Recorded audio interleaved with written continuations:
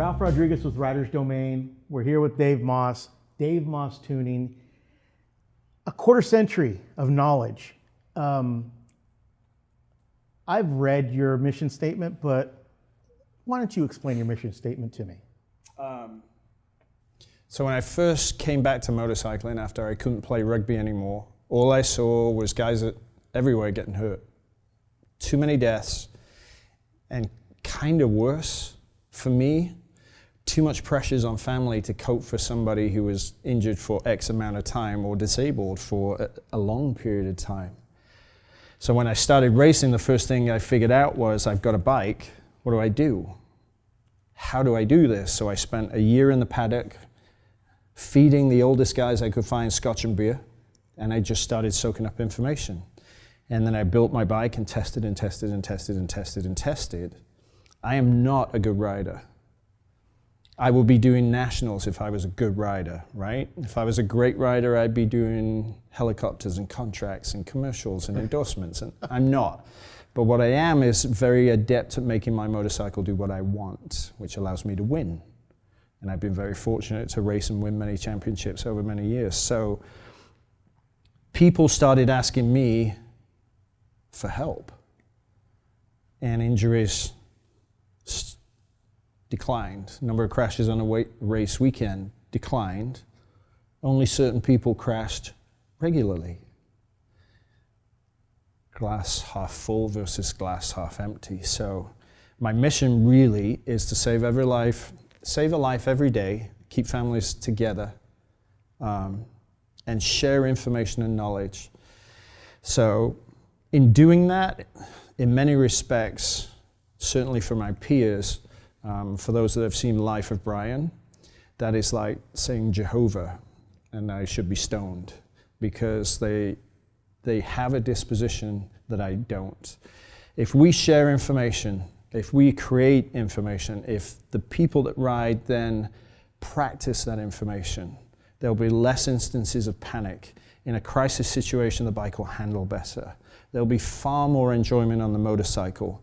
There'll be a massive amount of fatigue removed from our bikes, which means we can ride them for longer, and the risk of having something happen because of fatigue, loss of concentration, is dramatically reduced. So if I can reach one rider who has a conversation based on the epiphany of having a bike set up, and you've been through that, I mean, until you let somebody set your bike up, this is my bike. Take a walk, because of our intense emotional connection with a motorcycle.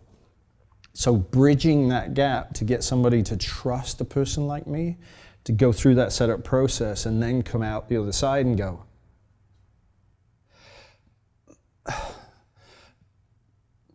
and having that epiphany, they're the evangelist. So as I go around the world, people like us get it. This is not a spoon, it's a screwdriver. I know how to use a screwdriver, but there are people that don't know what a spoon is. How do you use a screwdriver? I don't know. So I take the people that know and get it to then help others.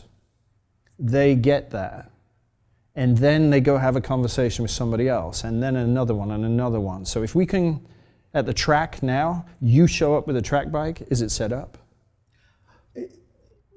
Yes, my bike is set up, but I always spend a little extra cash to have you redo it because there's changes. Maybe I've swapped the tires. Maybe I've put on a pound or two. Right. So yes, my bike is always set up, but I always make sure that it's set up. I take that extra precaution. And the other thing, which I'm very grateful, is people like you at the track will go to somebody you haven't seen, is your bike set up yet? No, over there. Because they're the liability on track, because their bike's going to be all over the place, and you're going, whoa, whoa, whoa. So at that level, culturally, we've made a magnificent step forward, I think. But at the road level, not so much. One of the other things I appreciate is that you've never, this is your business, this is how you make your living, but you've never not answered my questions. Right. And I have to be somewhat, I have to be open to it. If I'm not, and you've done this to me before, where I'm not open to what you're saying, and you've shut me down. Okay, you're not ready to learn. You're not ready to listen. And then I come back a little bit later, and at that point I'm ready, and the floodgates open, and you explain things to me. And it's not just me. No. There's people coming up to you all the time. Yeah, it's getting to the point with the volume of emails and questions and everything else that I don't have time for sleep. So I literally have a huge problem, and I'm going to have a hard time managing guilt, because that one person I didn't reach, what if they get hurt? So it's difficult. It's really hard for me, because I answer every question from every person, sometimes with an answer and sometimes come back in 10 minutes. Right. Because you're in a different place and you're projecting, you're not here to discover. So I only reached a couple of million people last year. It's a tiny, tiny drop in the bucket compared to all the riders that ride worldwide. 5% maybe? No, I'd guess that's probably less than 10%. Sorry, less than 1% or 1/10 of 1% on the total number of motorcycles. Wow. So those are people that care. Well, can they bring those discussions down even further and further? Who are the people at most risk? Returning riders that are coming from a Mac Plus to something like this, or brand new riders that don't have a clue, that just go buy a bike because they want to do it. So I think my focus is going to be those two rider groups over the next 18 months, to try and get to them more than riders that are current and are curious, which is why the Facebook page, every day I post something I learn. Every Friday I put a question out there. You know, sometimes I'll get 50,000 views on that post. Right. But that doesn't mean 50,000 people are talking about it. That's the disconnect that I want to close. Right. And mission-wise, if I can keep families together, minimize injuries, and save lives through the help of everybody else, that to me is a huge step forward, but it's just me. So in time, if the app moves up, the premium video channel gets I can start employing people, and we can move this forward. And when it's tough, I go back to a lady in New Zealand that came up to me and said, I went to your class, I have taken my forks off, I've changed my fork oil, I took my brakes apart, and I changed my brake fluid. I'm very impressed. She said, I got help because I'm not strong, but I did it myself. May I ask why? Because I could be robbing my children of a mother on a motorcycle that's not right for me. And wow. when it's tough, that means everything, because then I can push and get through and work through it. Because of that person, there's women all over New Zealand helping each other that are mechanical and not mechanical. Sit on a bike, how does it feel? Is it right for you, is it not right for you? What do you need to do with this? So when you travel to countries like that and you hear inspiring stories like that, where communities get together to help each other, then it makes it worthwhile.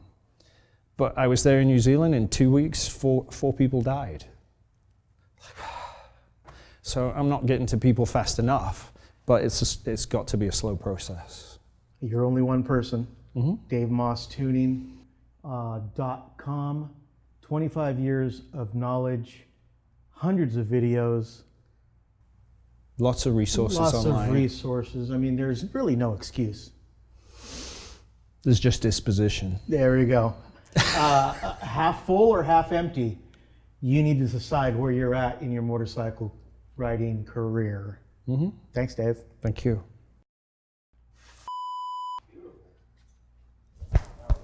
Oh, man. I love you. You're so awesome. I just try to help people. That's why.